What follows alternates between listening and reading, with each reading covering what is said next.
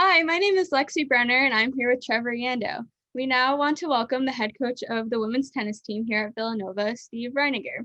This is his 23rd year as coach of the women's tennis team. Thank you for joining us, Coach. Thanks for having me.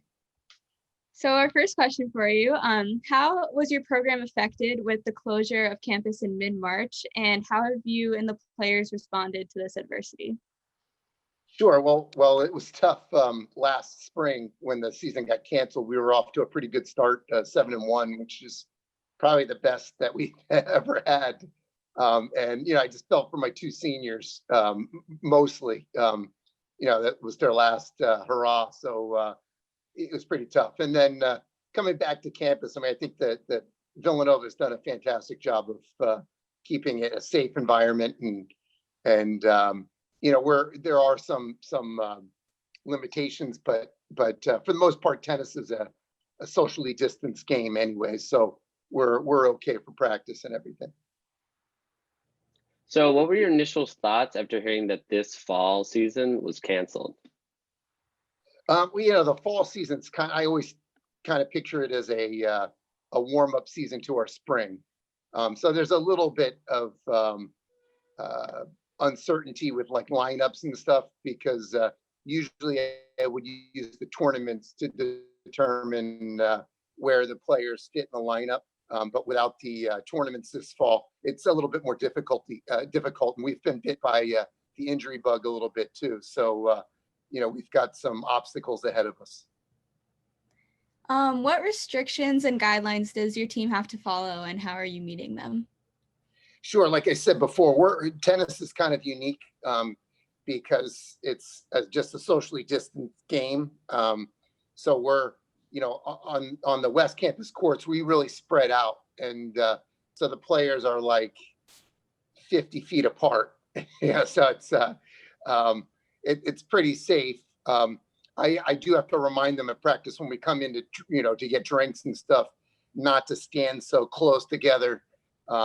And that sort of thing. But other than that, I know Mark Jackson has done a really good job at emphasizing with the coaches, about the safety and the COVID precautions.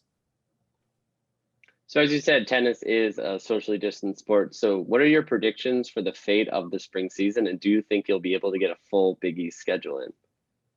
I don't think we'll be able to get a full Big East schedule in. I know one of our matches, a home match against DePaul, they're not flying, I guess. So it's already been canceled. But I do think that we should be able to get our season in, just again, due to the nature of tennis. I don't think, the restrictions will be that prohibitive for tennis. As you said previously, your team was on a winning streak when the remainder of the season was canceled last March. You're on a 6-match winning streak with a 7-1 overall record. How do you hope to carry that momentum into the next season? Sure. Last year's seniors were playing number 4 and 5, and they were great and did a lot of winning for us. But we did get 2 transfer students in who fit in perfectly with the team. They're really great people, and also 2 strong freshmen. So along with all the returners, I feel like our team's a little stronger than we were last year. So hopefully we'll be able to continue on that progress. And everybody's positive, and they're keeping everything realistic with COVID. So they know. And finally, as we've mentioned, professional tennis is one of the sports that's made a fairly successful comeback to competition. Do you think there are any parallels between the professional play and how this will translate into the collegiate season? Sure. Officials, I'm sure we always have officials at matches. I'm sure they'll be required to wear masks.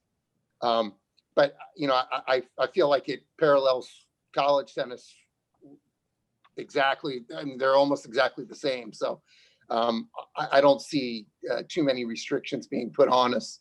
So that's Thank you for your time, taking out of your busy. I know you have a pretty busy schedule, and I hope that you guys have a great and successful season when or if that happens in the spring. Well, I appreciate you covering us.